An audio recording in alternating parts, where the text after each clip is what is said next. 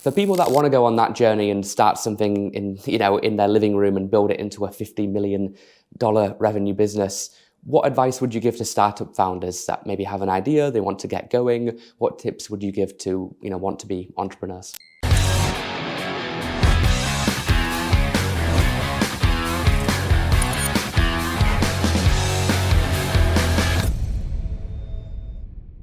Amazing. Well, thank you so much for joining me today on the podcast. Thank you, Alfie. It's a pleasure to be here. Awesome. So in 2007, you started a company called Skimlinks in your living room in Sydney, Australia, and you built it into a $50 million per year business with offices across London and New York and San Fran. And eventually you sold the business in 2020, despite COVID and everything happening in the world.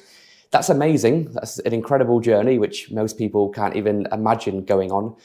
Just tell me a little bit about, I suppose, that journey, kind of condense it for me and give me the key learnings. Well, firstly, it was not actually Skimlinks that I began in 2007. It was Skimbit, which is an even worse name, if that is possible. but it was a social decision-making tool, which it basically is like, in retrospect, it's like a poor man's Pinterest, but it was a platform that I conceived of and had built that was helping people make group decisions, like what villa should we book for our Ibiza holiday, or what television should we buy for our family home. And so I had built it, in my living room in Sydney while I was working full time as well, and I was basically building it on the side for a while, and then decided that Australia was no place to run a tech startup. At the time, there was just nothing going on there. So ended up to cut a very long story short, because it really is quite a long story, but ended up popping over to Europe, mainly to visit my developers in Romania, but also to kind of pop in and see my friends in London, because I had lived in London previously. And while I was there, an opportunity arose to pitch what I had built, Skimbit, to a wedding website as a sort of white label, like to create a white label version of this that this website could use. And the success of that, as a result of that discussion, the wedding website basically paid me a year up front to license this software. Oh, nice. Okay. So on the basis of that, I thought, okay, I guess I better move back to London. So ended up packing my bags, moving back to London, and became, a penniless startup entrepreneur in my 30s. And so spent the next year trying to get a second client and venture funding. But of course, now it's 2008 and the world is starting to slide into recession. And while we were trying to figure out the revenue model for Skimbit, we came up with this way of making money on our own website, which involved automatically turning all the user-generated product links into affiliate links. And so that's if someone clicked on that affiliate link, we would get a commission. And in building that out and pitching that to potential clients and to potential investors, I realized that it was this weird way of making money that was the most exciting bit of what we had built. So in a moment of inspiration, I dumped everything that we'd built in the last 2 years and just focused on commercializing this monetization technology so that other websites could use it. And that's how Skimlinks was born. Still a terrible name, but it made sense because it was Skimlinks, Skimbit. Anyway, so that was now then 2008. And then over the next, 11 years, we built it to be quite a big business. It was hard because it involved not just, building a product and selling it, but also educating a market, because we were selling to media companies and, big publishers that had really never thought about affiliate marketing as a way of making money before. So we had to educate them on what affiliate marketing is, how they could set up their whole org structure to create content that would be optimized for affiliate marketing, and then selling into them. But we were good at it, and over the next 11 years, we were basically working with all the major publishers and media companies out there. And I chose to step down at, when was it, 2018. Basically, it had been 11 years. I'd been running it, and I was really proud of what I'd gotten us to. But we were now at the stage where we needed we knew that the only way that we would get a good exit is if we focused on EBITDA maximization. Sure. And I could do it, but it just wasn't going to be my strength. Yeah. So I asked my chief revenue officer to step up and take over the reins. He did. And then I stayed on the board until we got acquired. Yeah, in the middle of the pandemic lockdown. Cool. That's amazing, right? Like starting a company and maximizing EBITDA are two completely different skills, right? They are, I get that. And I spent some time in Sydney. I lived in New Zealand for 3 years. So I understand that that part of the world, the tech ecosystem, is just not what it is compared to San Fran or London, right? So we welcome you to London. I think a lot has changed now, though. Definitely. Really, in the last 15 years, I think Australia has had some really big success stories with Canva. Cool. All right. So you've been on that amazing journey building that cool company. And obviously you've got your new business now, which we'll talk about in a moment. But for people that want to go on that journey and start something in their living room and build it into a $50 million revenue business, what advice would you give to startup founders that maybe have an idea, they want to get going? What tips would you give to, want to be entrepreneurs? Consider it again. Because it's really, I think there's a lot of glamorization of what it is to be a founder.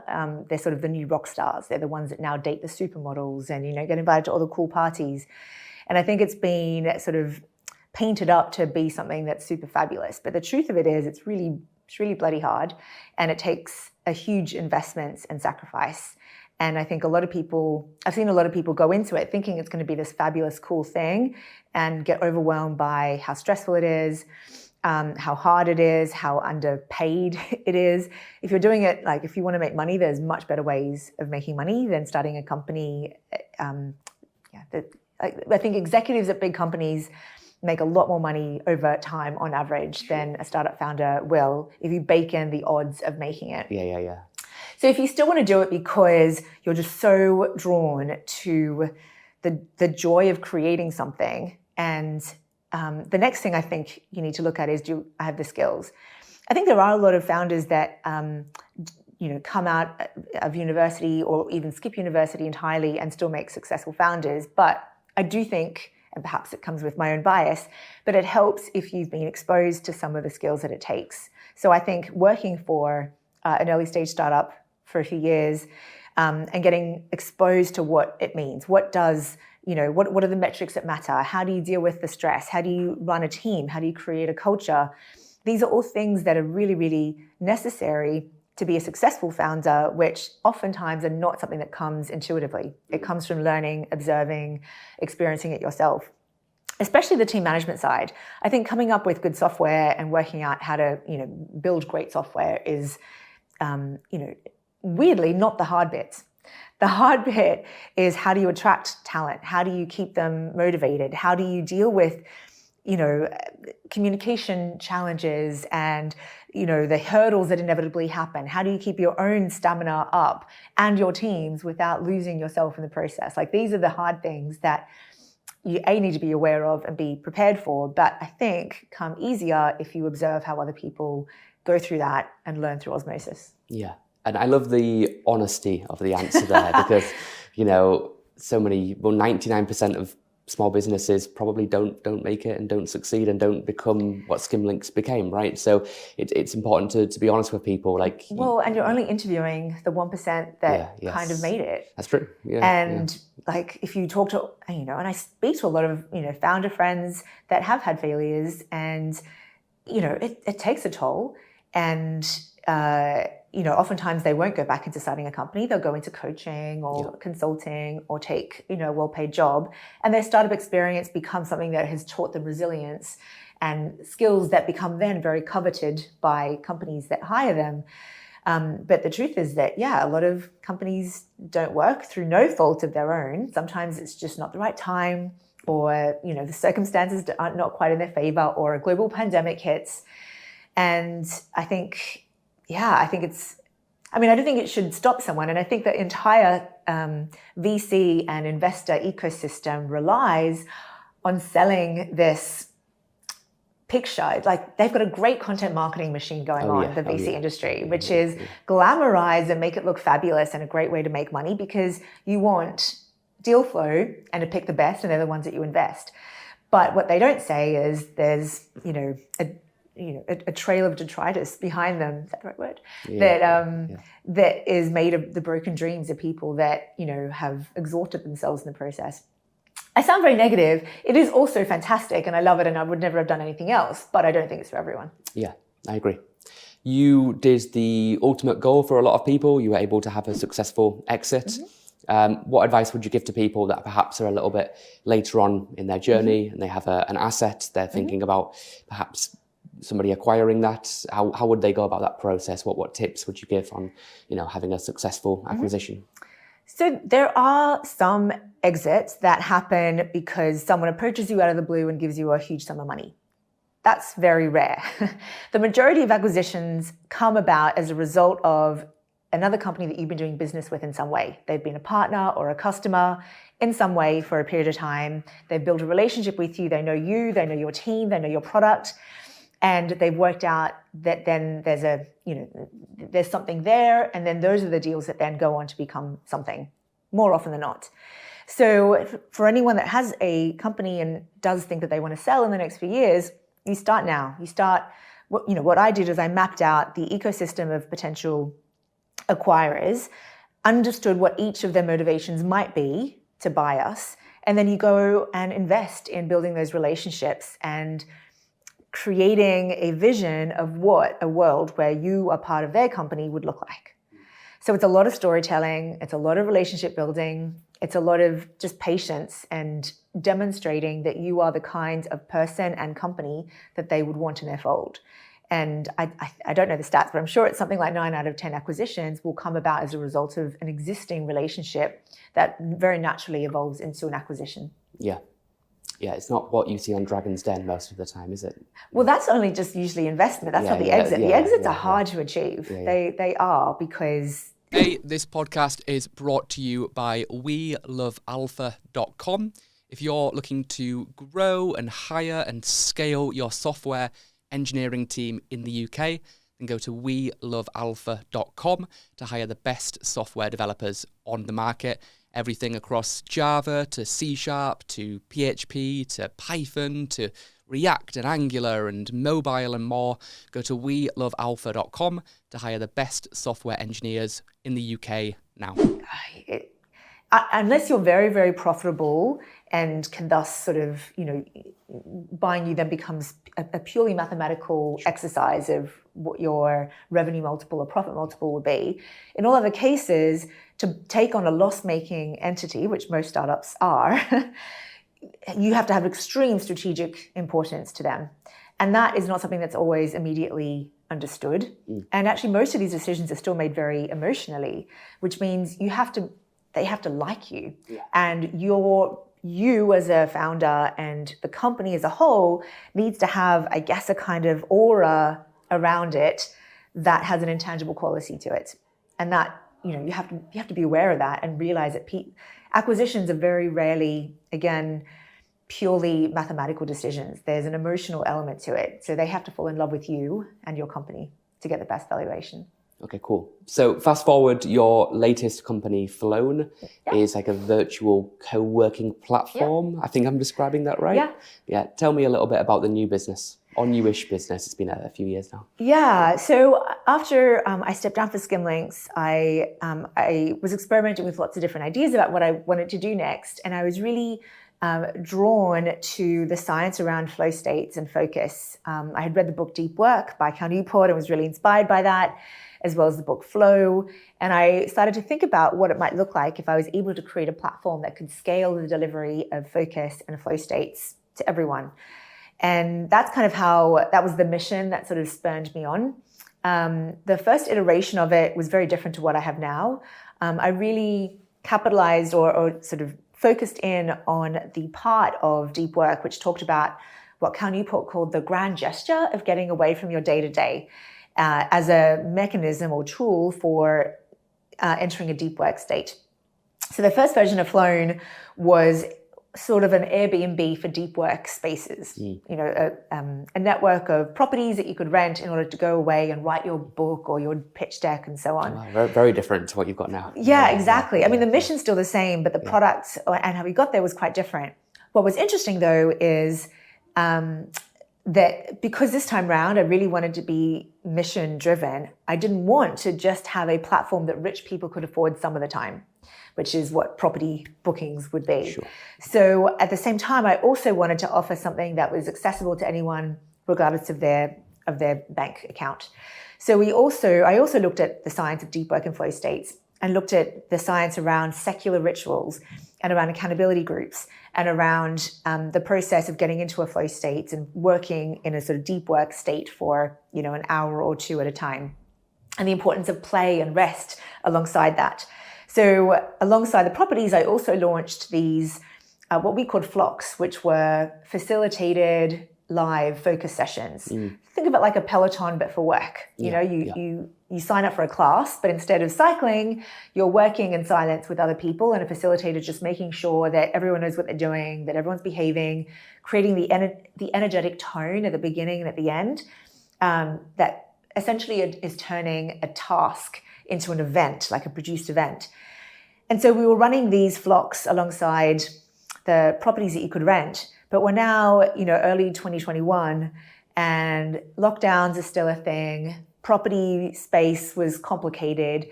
But more importantly, I realized I was trying to do way too much with a pre-seed team and budget. And we were going to run out of money if we kept at this pace, because we weren't doing the one thing that our business was about, which was focusing. So I made the really difficult decision to say, you know what? I think if I did the property side of things, I would always be in Airbnb's footsteps. And it wasn't going to be as creatively fulfilling or as open to, real interesting scale as if I focused on the other side, which could be anything. So I dumped the property side of the business, and we doubled down on these online live facilitated focus sessions. What if we could turn that into a platform that could deliver these focus sessions at any time in lots of different formats? So that's basically what Flown has become. Sometimes, yes, we call it a virtual co-working platform, because it is, a subscription that you join, and instead of going into a physical office, you get the joy of working alongside other people without having to leave your home. But it also, we also sometimes call it a body doubling platform. So body doubling is a bit of a weird phrase, because some people think instinctively, is it, an actor that's doing your stunts for you. But body doubling is this concept that's come out of the ADHD therapy world, where you work in the presence of someone else, because doing so tricks your brain into emulating the behaviors that you ambiently observe. It's why going to a library to study was probably so effective. It's why we yawn when we see other people yawn. We sort of mimic these behaviors. And so doing these online body doubling sessions is incredibly effective at helping ground your nervous system and be able to focus. It's particularly effective for people that have ADHD or other similar neurodivergencies. And as such, like Flown now is over 50% of our members have ADHD or suspect they have ADHD, because it has such a dramatic impact on their ability to focus, feel grounded, and just survive a day, often, for many people. And so we've developed that and run with it. And so, now we have this platform that has lots of different formats of body doubling sessions. Some are facilitated by our trained focus facilitators. We have what we call the drop-in, which is an always-on focus room where you can drop in for 20 minutes here, 30 minutes there, and work again alongside people from around the world. You can read what they're working on. You can connect with them. We're sort of creating this synchronous professional network where, instead of like in LinkedIn, where you're connected by the work you've done, we now are connecting people based on the work that they're doing in unison together. I love that. I wish I had that during the first year of my business. I wish I knew about it, because I was working from home in my bedroom, and it's so hard. Lonely, it's so hard to stay focused when there's no one to kind of, you don't even need to speak to them. Just the presence of having somebody there really allows you to laser focus a little bit more. And you know what else it does? One of the unexpected benefits I found of Flown, I got really into, alongside the study into focus and flow, I also got really fascinated by the study of ecstatic experiences and awe, like experiencing awe. There's a really great book called The Art of Losing Control by Jules Evans, which really moved me a lot, which is humans are always seeking these altered states or these ecstatic experiences that we used to get purely from religious experiences or near-death experiences, but actually humans over time have sought them in different ways, whether it be through drugs or sex or music or art or meditation. There's all these ways, there's all these pathways to experiencing awe, this sense that you are part of something bigger than yourself, that takes you out of yourself. And if you read the book Lost Connections by Johann Hari, he also talks a lot about the importance of that sense of awe and a sense of the divine, whatever that might be, as a way of getting you out of your mind, because you're aware that you're part of something bigger. And so it can really be massively impactful for people with anxiety and depression. So what's amazing about being on these focus sessions is you suddenly are not just by yourself in your living room working, you suddenly are connected to an artist in Perth working on a sculpture, a woman in a hijab doing a spreadsheet in Indonesia, a Malaysian music producer that's producing her next LP, a drummer from Mexico that's practicing a drum set. And literally you're there working on your pitch deck, but at the same time, you're seeing that there's this world of people out there that right now in this moment are with you doing their own little bit of human knowledge and human evolution, moving one step forward. And it takes you out of yourself and you realize, wow, I am part of something bigger. And it just makes you feel this joy, I find. So yeah, I think it's, people come for the focus, but they stay for this sense of community and the sense of being part of something bigger. Awesome. I love how open you were in the pivot from kind of property to the virtual platform. And then with your first business, you pivoted to the affiliate links. Yeah, I'm the queen of the pivot. Yeah. Which makes a lot of founders fail because they're too stubborn to change things and adapt. What thoughts do you have on, I guess, that subject of pivoting and people that maybe they don't want to make that change because they almost feel like it's failing if they're changing, something that perhaps isn't working? Yeah. I mean, first of all, you look at the history of a lot of really successful companies and a lot of them have come from pivots. Oh, yeah.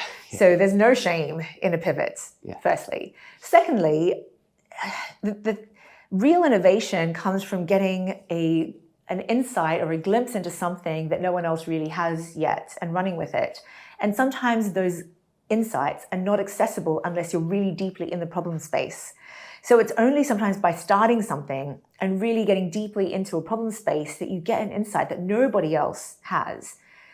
So these pivots come about because you have rare insights.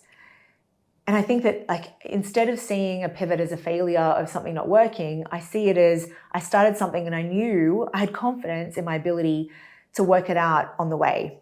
And I think that if most people start companies thinking what it will end up as is probably not what it is now, but I will only be able to get there because of this journey that I'm starting now. Mm. So true. It's so true. Yeah. Yeah. I mean, Twitter started as a podcasting app. Amazon was an online bookstore. Facebook was a place to do hot or not. Hot women. Yeah, exactly. yeah. Mm-hmm. I mean, still is a little bit, but now it's got a much wider purpose, right? Exactly. Yeah. There's so many of those companies that did that, and I love it. I think it makes for a nice adventure. Yeah. I mean, really, why else are we doing all this if it's not because you want to have a good story at the end of it? Yeah. We talked earlier about the process of, I guess, selling all of the business and it being acquired, but let's talk a little bit more about, I guess, just raising money and getting investment to supercharge it before you get to that stage. Because you've raised a couple of million for Flown. Mm-hmm. Tell me about that process of meeting with investors, doing a pitch, getting them on board, the rejection, the no's, the setbacks. Tell me about that journey and advice you'd give to others that are looking to, raise their round. It's easier the second time round. I think most investors are aware that probably what the company starts out as will not be what it ends up as. And it's a lot easier, you have a lot more comfort if someone has done it before. So it is easier to raise as a second-time founder, especially one with an exit. As a first-time founder, it is harder because you might not have the network, you don't have the reputation. And so a lot of what you're doing in that early stage is building relationships with people that are willing to have, take a stab, take a punt on you. Yeah. And so I guess in those early stages, you're trying to build relationships. It's the same as what it takes to sell a company. It's very similar. You need to build relationships where people can see over a period of time that you are a woman or man of your word, and that what you said you would do, you end up doing. Yeah. I remember for our Series B, Fundraise for Skimlinks, I was approaching one of the VCs at Greycroft, and I sort of came to him, and I already pitched him for our seed raise, which he had turned down. But I came back many years later and I said, look, here's where we are. This is what we've achieved. And he said, look, I looked back on my notes and I saw that you pitched me, 5 years ago for your seed. And I remember at the time, my notes say, this is going to be an impossible business to scale. But 5 years later, you prove that you can, I'm in. And so I think that sometimes you just have to build those relationships up over time. And investors like to invest in companies where they either are passionate about the space or really want to see the founder succeed and be a part of their journey. So you've got to kind of prove either or both of those. So there's no easy way to do it. I think you start with raising money from friends and family. That's why they call it that first. And you try to have enough proof points that you've been able to do a lot with a little. So then you raise from other angels. You get invited to accelerators, perhaps. You pitch at certain pitch events. I did all that stuff in those early years as well. And you start to develop a reputation for someone that does what they say, that is trustworthy, that is able to amass good things their way. And you sort of build on each step of the way. There's no easy, miraculous thing that you can click your fingers and achieve, but it is a relationship business. The second thing that's worth noting, though, is yes, it's a relationship business, but ultimately it's also an investment. So you need to prove to someone that investing in this business will give them a return better than anything else that they have at the moment. And so sometimes that means taking away the emotion of it. It's not like American Idol, where if you just believe in me enough, maybe, give me a shot. Some businesses just are not investable. They're just not likely to ever be a business that is going to have, VC-sized returns.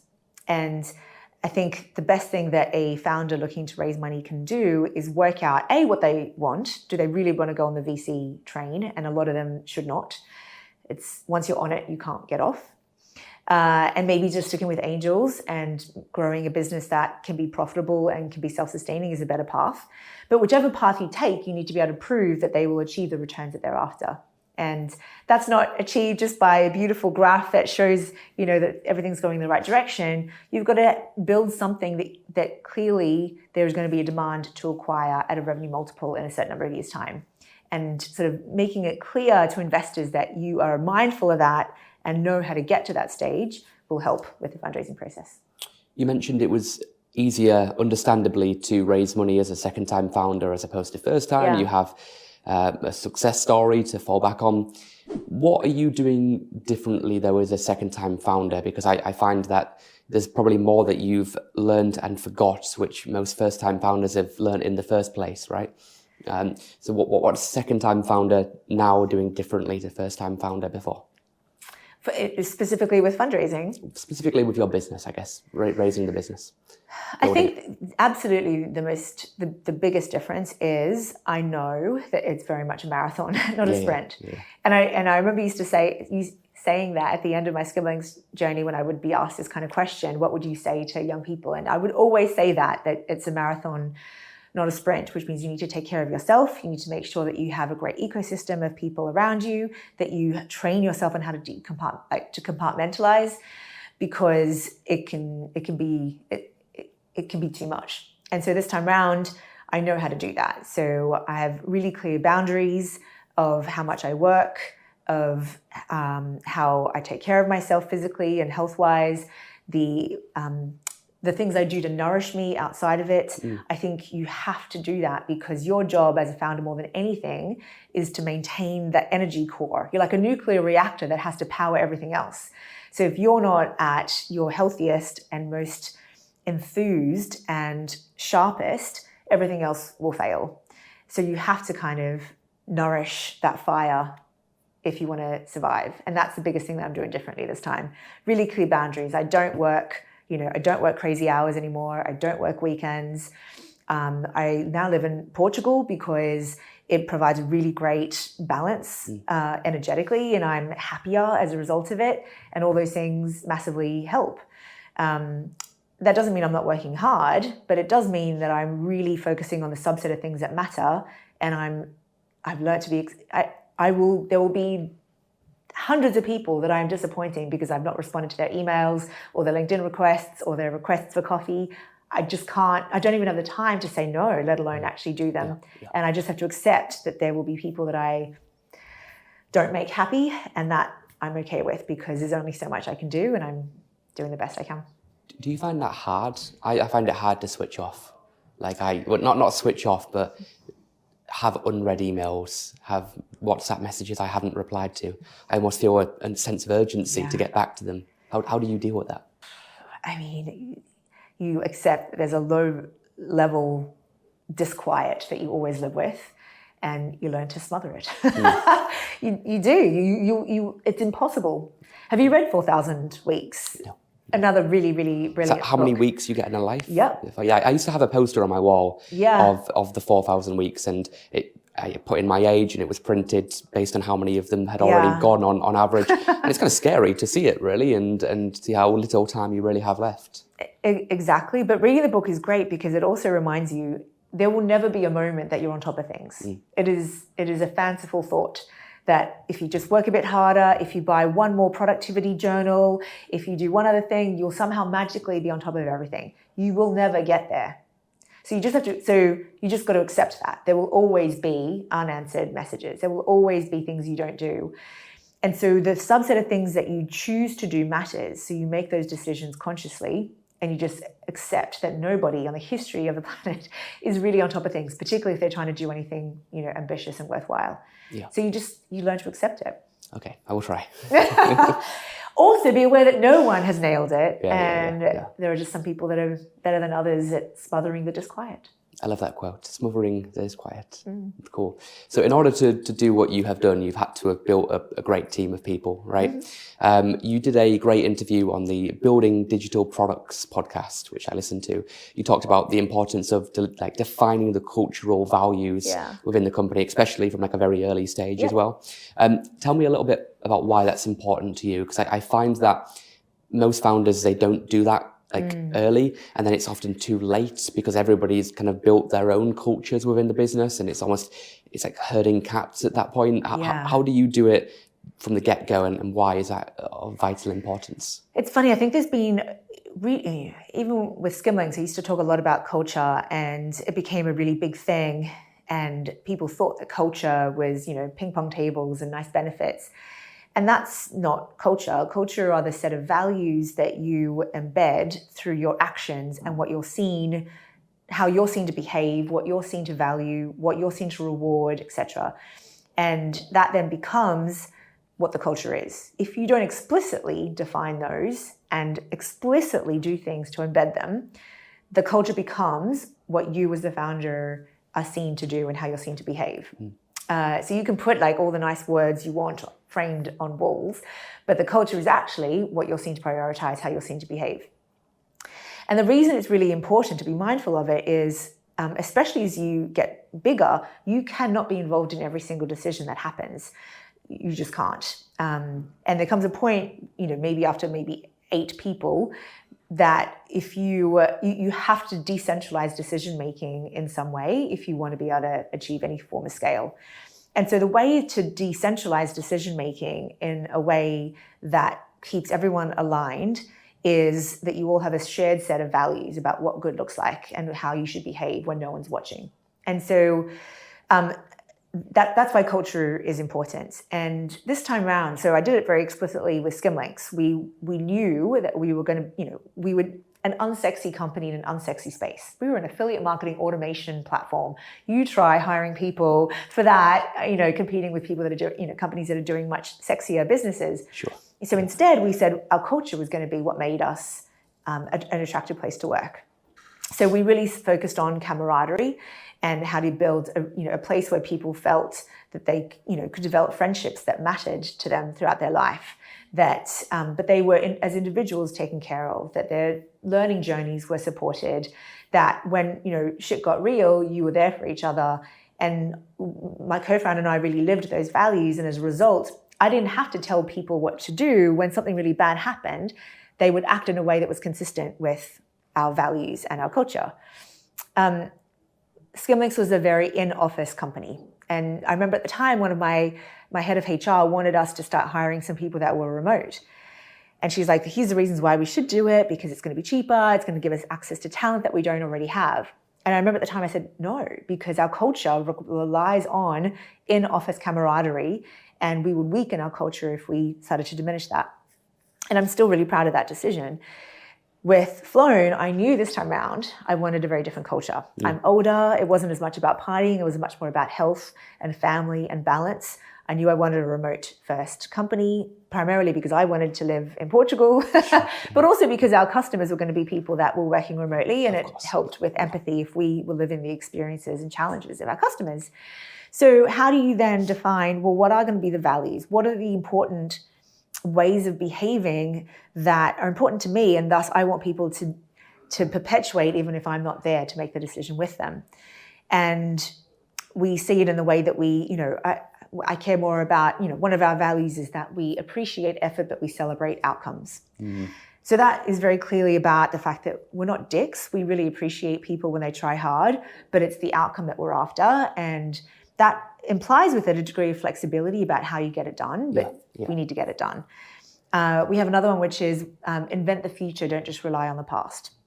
So that again is saying, yes, use data and really analyze and understand the things that have worked in the past, but also build your gut by talking to customers so that we can make innovative leaps sometimes when we need to. So all these things, and there's a whole bunch of other ones, but they so they're defined. Then you have to embed them. And there's lots of different ways you can do that.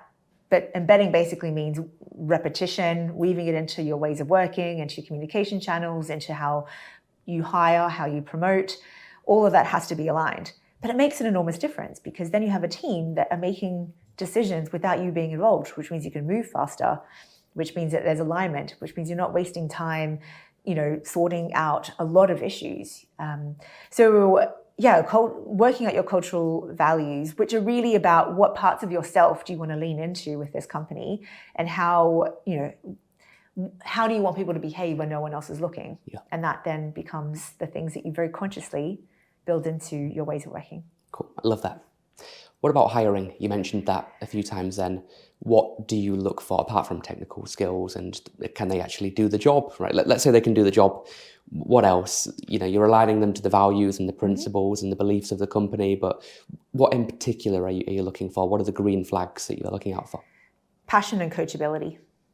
So, and actually those two things are more important than experience, because you can teach someone stuff, but what you want is someone that is coachable. So they're humble, they learn quickly, they are hungry for feedback, they take it on, they iterate themselves. Like that's a massive green light that we look for. How do they deal with feedback, all that kind of stuff. And then obviously, passion and excitement, because you want someone that can sort of power themselves and not always require external sources of power to be motivated. Yeah, the best employees don't need to be managed, they manage themselves. Yeah, exactly. You sort of create a space that lets them flourish. That's your job as a leader. Yeah. Awesome. Well, I feel like that was a masterclass on starting a company, raising investment, selling a company, the future of work and teams and collaboration. For people that have enjoyed this, where should they go? Where should they go to check out Flown and learn more about you? Yeah, so we are at flown.com, so FLOWN.com. And all of our socials are usually at Flown Space.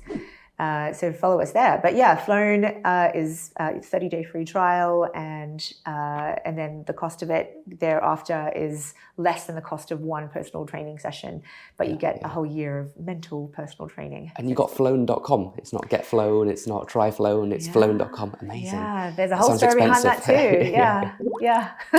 Cool. It was expensive, but it was worth it. Okay, we'll save that story for part 2 maybe. Cool. All right. Thank you. Thank you, Alfie. Pleasure. Hey, thanks for watching this podcast. Make sure that you like, subscribe, follow, comment, etc., etc. And I'll see you in the next episode.